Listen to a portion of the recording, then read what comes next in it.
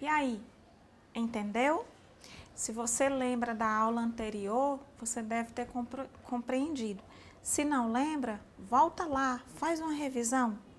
A primeira frase, eu disse o seguinte: casa, eu vou. A segunda frase, quem se arrisca? Alguém deve ter compreendido. Livro, eu vou dar para vocês. Não foi? Muito bem, parabéns para quem compreendeu. Quem não compreendeu, parabéns também. Só está faltando se esforçar um pouco mais. Vai lá na aula e faz uma revisão, tá? Bom, é muito provável que antes de vocês receberem a disciplina de Libras, alguns aqui tenham tido contato com a Libras. E para alguns também, para esses aliás, quando eu fiz as duas frases iniciais, foi fácil, né? Foi fácil perceber o que significava. Para outros não, para outros deve ter sido bastante difícil. Mas enfim, existem pessoas que fazem uma tradução da língua de sinais para o português e do português para a língua de sinais. Essas pessoas que fazem essa tradução são chamadas de intérpretes e ou tradutores de língua de sinais. Eles preenchem uma série de requisitos que a nossa disciplina não proporciona, não faz com que você os tenha. Por isso, o fato de você estar tendo o seu contato com a Libras não torna você um desses profissionais, um tradutor, intérprete, mas torna você uma pessoa conhecedora da Libras, mesmo que tenha um conhecimento básico, um conhecimento mínimo dessa língua, né? Mas esses profissionais a quem eu estou me referindo são pessoas que já têm um nível de conhecimento muito elevado. E mais do que isso, elas têm uma formação específica para o exercício da sua profissão, para a profissão de tradutores e intérpretes da língua de sinais. Então, sobre essas pessoas, sobre a importância, sobre o que a legislação fala deles, né, nós vamos conhecer agora, nesta aula que se inicia. Então, hoje nós vamos ver um pouquinho a respeito do intérprete de Libras, ou intérprete e tradutor de língua de sinais. Vamos então às leis que tratam desse profissional. A primeira lei que referencia o tradutor e intérprete de Libras é a Lei da Acessibilidade, a Lei 10.098 de 2000, do ano 2000. Ela diz que o intérprete de Libras é o meio de acessibilidade comunicativa da pessoa surda. Dentre várias questões a respeito de acessibilidade, essa lei traz um item destacando o tradutor e intérprete de Libras, dizendo que ele é o meio de acessibilidade comunicativa das pessoas surdas e que ele deve ser ofertado, né, nos espaços públicos ou em qualquer outro lugar em que seja necessário a comunicação entre pessoas surdas e ouvintes. A lei da Libras, que ficou assim conhecida, é a Lei 10.436, de 2002. Ela foi uma lei que foi assinada pelo Fernando Henrique Cardoso, na época, mas que teve o seu decreto de regulamento somente em 2005, já no governo do Lula, né, do nosso ex-presidente. Aliás, os dois foram ex, né? Então, o decreto 5.626, ele traz também um artigo dedicado, ou melhor, ele traz um capítulo dedicado ao profissional tradutor e intérprete de Libras. Neste, ele informa onde os intérpretes de Libras podem receber formação, quais são as instituições que estão aptas para dar formação a esses profissionais, e também informa os pontos de atuação ou os locais em que esses profissionais podem atuar. E traz outros detalhes que é importante que você possa visualizar, que você possa conhecer. E tem a lei que é mais recente, que foi de 2010, que é a lei do intérprete, que é a lei 12.319. Esse dispõe especificamente sobre o tradutor e intérprete da Libras. Também é algo que você deve exercitar a sua curiosidade, entrar um pouquinho lá no Google, fazer uma visita a essas legislações, de preferência, né, as últimas, as mais recentes. Então, nós vamos, então, a partir dessas informações, conhecer algumas instituições que podem formar esses intérpretes. Será que essa disciplina, né, de 40 horas que nós temos aqui, à distância, que está lhe dando informações básicas, pode capacitar você para se tornar um intérprete da língua brasileira de sinais? Bom, muitas pessoas, quando têm o contato com a disciplina de Libras, equivocadamente se auto-intitulam de intérpretes, porque me parece que no imaginário das pessoas, intérprete é todo aquele que sabe a língua de sinais, mesmo que seja minimamente. A gente pode estabelecer um paralelo com o intérprete de uma língua oral, como o inglês, para a gente poder compreender melhor. O intérprete da língua inglesa, ele pode ser considerado intérprete com o básico, com o curso básico dessa língua? Claro que não. É necessário vários outros requisitos para que ele seja considerado intérprete, além de ter a fluência na língua inglesa. A mesma coisa acontece com a Libras. Se trata de uma língua. Então, o intérprete dessa língua, ele não pode ter um conhecimento básico dela. Ele tem que ter fluência, mas ele também precisa de outros requisitos. E quais são as áreas de atuação do intérprete de língua de sinais, cujas iniciais é TILS, que vocês estão vendo aí no slide? Bom, o TILS, ou TILS, né, como nós aqui no Nordeste chamamos, ele tem uma diversidade muito grande de áreas de atuação. Ele pode atuar na área da saúde, da educação, do direito, onde um cidadão surdo necessita, né, vamos dizer assim, de tradução e interpretação, ali necessita de um intérprete. Se um surdo vai a um hospital e lá naquele hospital não tem um funcionário que domine a língua de sinais para se comunicar com ele, então ali é necessário a presença de um intérprete.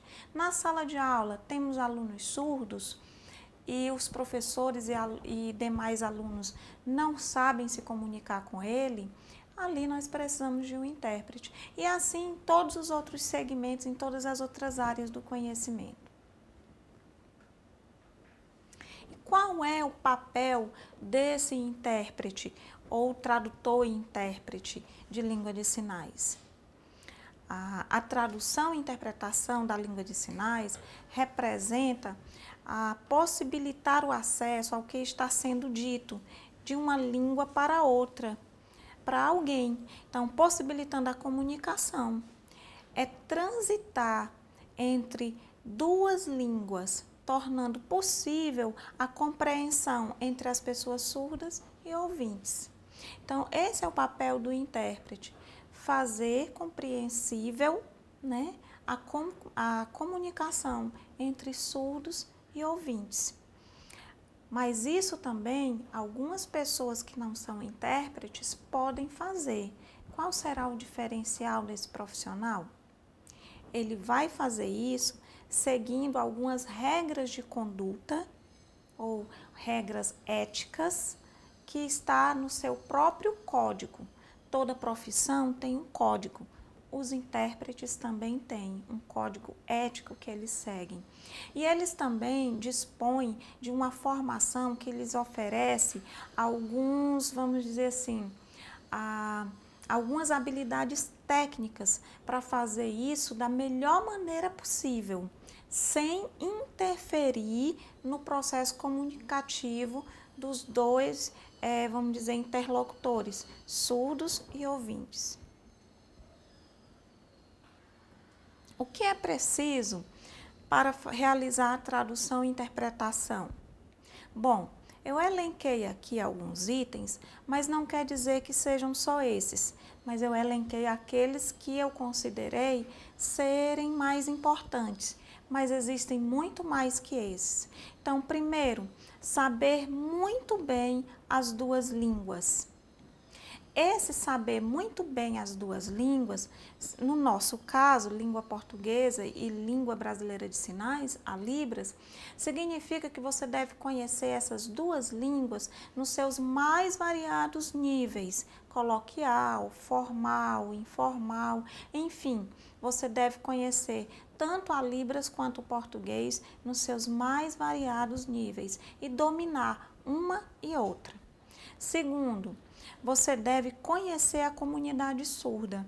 A comunidade surda, ela é uma comunidade que é chamada de bilíngue e bicultural.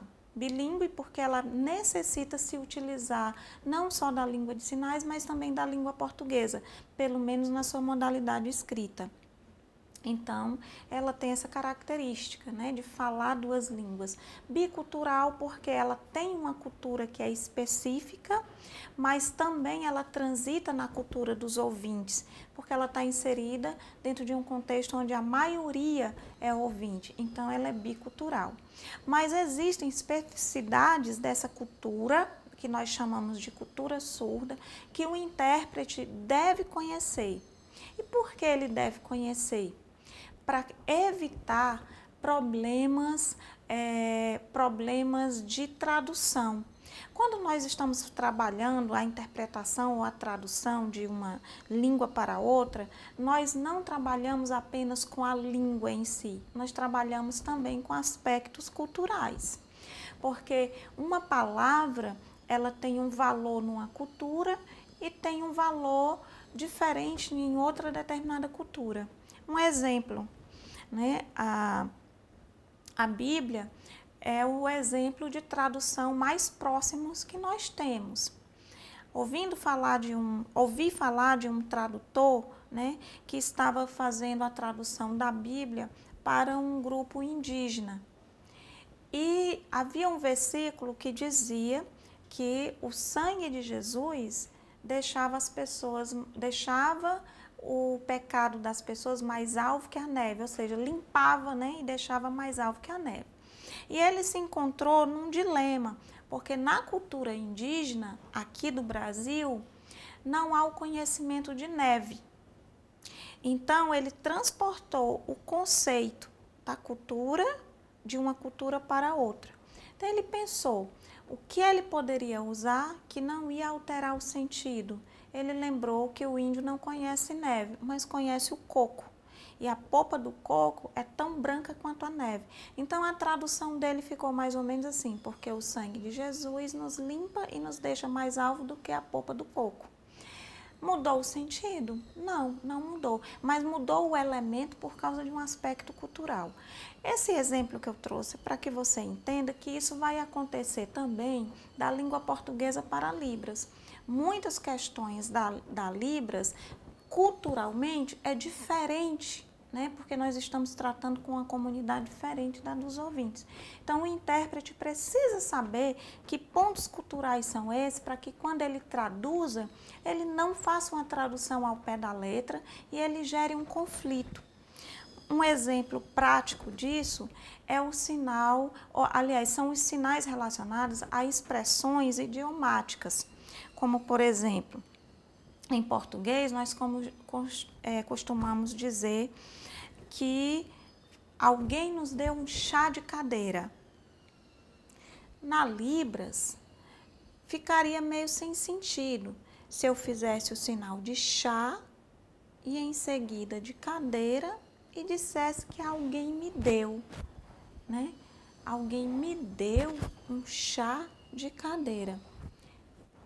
é uma expressão idiomática que é recorrente na cultura ouvinte, mas não é recorrente na cultura surda. Mas existe algo equivalente a isso. Por exemplo, os surdos usam para significar a mesma coisa a expressão "você me deu, parece cachorro rabo balançar". Então, essa expressão na cultura surda, que para a gente aparenta ser muito absurda, mas tem o mesmo sentido de chá de cadeira, mas é construída completamente diferente do que nós costumamos usar. Por quê? Porque trata-se de uma cultura. Então, o profissional tradutor-intérprete, ele deve conhecer esses aspectos culturais, inclusive as expressões idiomáticas utilizadas por um grupo e outro. Outro requisito é que você deve transitar entre as comunidades que usam as duas línguas. Você não pode ser um intérprete da língua de sinais somente porque aprendeu a língua de sinais em sala de aula. Você precisa transitar tanto na cultura surda como na cultura ouvinte. Você precisa fazer parte dos dois grupos. E um outro requisito importante é saber usar a organização discursiva apropriada à comunidade que usa determinada língua. O que seria isso, né? Organização discursiva apropriada.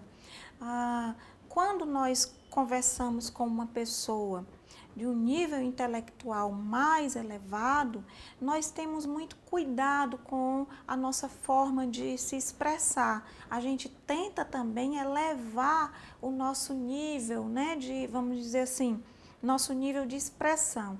A gente tenta elevar vamos dizer, o nosso conhecimento linguístico para se equiparar à pessoa com quem nós estamos falando. E quando nós estamos conversando com uma pessoa mais simples, nós fazemos uma redução também desse nível. Ora nós aumentamos o nível, ora nós fazemos uma redução desse nível. Então a gente está fazendo uma adequação ou uma organização discursiva, né, apropriada à comunidade a que a gente está se dirigindo. Da mesma forma aos surdos. Existem surdos que estão na academia, surdos que têm mestrado, doutorado, graduação. A esses, quando nós formos fazer uma interpretação, ou os intérpretes, né, vão fazer uma interpretação, eles adequam o nível de linguagem a esse público. Quando se trata de pessoas mais simples, que estão, vamos dizer assim, no ensino fundamental, não vão usar o mesmo nível discursivo que usaram para falar com pessoas que já estão na academia. Então, saber organizar, né, ou utilizar a organização discursiva apropriada à comunidade é um atributo do intérprete. Ter um comportamento político concernente à comunidade surda, entre outros. O intérprete, ele assume posturas políticas junto à comunidade surda, né? Ele está inserido dentro dessa comunidade. Então, as lutas dessa comunidade devem ser também encampadas por ele, né? Então, o intérprete, ele deve também abraçar as causas dos surdos e ter profundo respeito por essa comunidade e pelos seus hábitos culturais. Eu falei anteriormente de um código de ética. Durante muito tempo, o nosso código de ética, ou o código de ética dos tradutores e intérpretes de Libras, quando eu disse nós, é porque durante muito tempo eu exerci essa profissão também. Então, durante muito tempo, o Código de Ética dos Tradutores e Intérpretes de Libras foi organizado por uma instituição chamada FENEIS, Federação Nacional de Educação e Integração de Surdos. E ele trazia não só questões de condutas profissionais, mas também condutas morais, né? E pessoais. E ele dizia que ao intérprete cabe a confiabilidade, ou seja, é necessário que as pessoas a quem você está servindo, né, com a tradução e a interpretação, confie em você, porque muitas vezes o intérprete ele vai fazer traduções de assuntos que são particulares, que são assuntos que não devem, né, vir a público. Então ele precisa ser uma pessoa de alto nível de confiabilidade.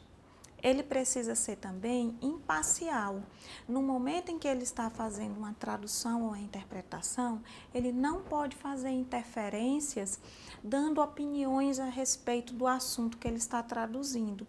Isso poderia prejudicar imensamente o processo de tradução e ainda gerar alguns conflitos. Então, ele deve ser imparcial, mesmo que o assunto que ele esteja interpretando seja ele. Discrição. Deve ser uma pessoa muito discreta, não chamar a atenção nem pelo comportamento, nem pela forma de vestir. Distância profissional. Algumas vezes, o intérprete ele é chamado a fazer traduções que pode trazer a ele alguns, vamos dizer assim, pode trazer para ele algumas sensações ou algum desconforto emocional, vamos dizer assim. Existem intérpretes de vários segmentos religiosos, né? Católicos, evangélicos, Testemunhos de Jeová, espíritas, da Umbanda. E muitas vezes, né, esses intérpretes, ao serem convidados para fazer interpretações em determinado âmbito religioso, ele não se sente confortável por pertencer a um outro grupo e não aquele a quem ele está traduzindo. Porém, existe esse aspecto, a distância profissional. Naquele momento, ele não está ali representando a si mesmo. Ele precisa se distanciar profissionalmente, né, vamos dizer assim, daquilo em que ele pessoalmente acredita. Naquele momento, ele tem que compreender que ele está fazendo uma interpretação, não é ele que está dizendo, não é ele que está fazendo as afirmações. Portanto, ele pode ir tranquilo. Então, nós chamamos isso de distanciamento profissional. E fidelidade, ele deve ser fiel. Mas ele deve ser fiel a quê? A quem? Ele deve ser fiel ao texto que ele está traduzindo. Ele deve ser fiel, não no sentido de fazer uma tradução literal, palavra por palavra, não. Ele deve ser fiel ao contexto, aos significados, mas também ele deve ser fiel às pessoas que estão utilizando o serviço dele. Não deve ser leviano, nem aproveitar aquela oportunidade para se promover.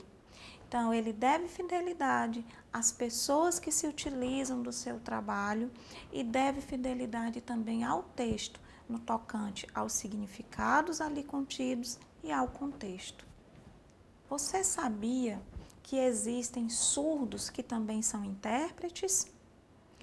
Esses surdos, eles podem interpretar de uma língua de sinais para outra, como, por exemplo, da ASL, que é a American Sign Language, para a Libras, da LSF, que é a língua de sinais francesa, para a ASL, que é a língua de sinais americana. Ele pode fazer traduções de uma língua de sinais para outra ou de uma língua de sinais para um texto escrito. Bom, depois de falar das características ou dos atributos de um intérprete, alguns, porque eu já alertei no início que ali foram alguns selecionados, mas tem bem mais que isso. Existem dois tipos de intérprete atualmente, né? São categorizados em dois tipos. O de eventos, que trabalha em palestras, seminários e qualquer outro evento social. E o educacional, que trabalha no âmbito da educação. Talvez esse seja o mais comum e talvez alguém aqui na sala já deve ter tido contato ou a oportunidade de ver um intérprete educacional atuando. Esse intérprete atua diretamente na sala de aula e ele tem posturas, deve assumir atribuições e ter posturas diferentes do intérprete de evento. Muitas vezes, esse intérprete, ao entrar na sala de aula, não tem o reconhecimento da parte dos outros atores que ocupam aquele espaço. Não porque eles não queiram, mas por falta de informação. Muitas vezes o professor não sabe que vai receber um aluno surdo e que junto desse aluno surdo virá um intérprete. E isso pode gerar algum desconforto entre o professor e o intérprete. Porém, é necessário informar que o intérprete está ali para colaborar e deve ser muito bem aceito e bem acatado, tanto pelos alunos surdos e ouvintes, como pelo professor, que deve, a partir da inserção do intérprete na sala, poder compartilhar com ele de seus planejamentos e os dois pensarem juntos na melhor forma de ensino e aprendizagem da pessoa surda, do aluno surdo. Também é importante dizer que o intérprete educacional não é o professor do aluno surdo, ele é o intérprete. Ele não está ali para assumir as vezes de professor. O aluno surdo continua sendo aluno do professor regente da sala, mas com a presença de um mediador comunicativo, ou seja, de um tradutor, de um intérprete. Outra informação importante, né, é que ao entrar em sala de aula, esse intérprete vai precisar, tanto o aluno surdo quanto esse intérprete, vão precisar fazer algumas adequações, como por exemplo, ele vai ocupar um espaço em que permita, né, o trânsito dos outros alunos e do próprio professor regente de sala de aula, sem que passe entre ele e o aluno surdo, para não cortar a comunicação. Também, esse espaço que ele vai ocupar deve ser escolhido com muito cuidado, para que não tenha uma iluminação forte por trás dele, para não gerar um reflexo nos olhos dos surdos, dos alunos surdos para quem ele está interpretando, e não gerar cansaço visual. Também ele deve ficar próximo ao professor, para que ao olhar para o professor, o aluno surdo tenha dentro do seu campo visual esse profissional tradutor e intérprete. E esse profissional tradutor e intérprete, ele deve ter também uma formação específica para atuar na área da educação, já que o seu trabalho na educação se difere do trabalho do intérprete que atua em eventos. Na educação, a sua ação é muito mais participativa. Muitas vezes, ele vai ter que fazer trabalhos que não estão ali somente no momento da sala de aula, no momento de tradução. Ele vai ter que participar de planejamentos, se apoderar dos conteúdos com antecedência, tudo isso para favorecer o aprendizado do aluno surdo. E sempre mantendo um tênue limite entre a profissão de intérprete e a do professor, sempre em mente de que ele não é o professor, embora tenha que se apropriar dos conteúdos que serão ministrados com antecedência juntamente ao professor, e também ser participativo no plano de aula, dando sugestões para o professor de como melhorar as adaptações para o aluno surdo em relação ao conteúdo. Sempre também com atitude colaborativa, para que não se torne uma pessoa incômoda, ou para não ser visto pelo professor como alguém que está ali, mas que não está, de uma certa forma, colaborando com o todo. Bom, Eu espero que vocês tenham gostado da aula. Essa foi a nossa quarta e última aula. Espero que as informações adquiridas aqui sejam repassadas e que a gente amplie a quantidade de pessoas que têm informações sobre a comunidade surda, sobre o profissional intérprete, e espero também que essas informações contribuam com a sua prática docente. Afinal, você está estudando para isso. Futuramente você será um professor, ou talvez já seja, porque a nossa realidade permite que antes da conclusão da graduação, a gente já exerça. Muitos aqui eu acredito que já têm passado pela experiência da docência. É muito provável que você encontre um aluno surdo na sala ou que você se depare com a realidade de um aluno surdo e um intérprete inserido. Você já vai estar sabendo que ali tem um profissional com quem você pode contar para colaborar na inclusão desse aluno surdo em sala de aula. Até um outro dia, espero que nos encontramos, que possamos nos encontrar por aí.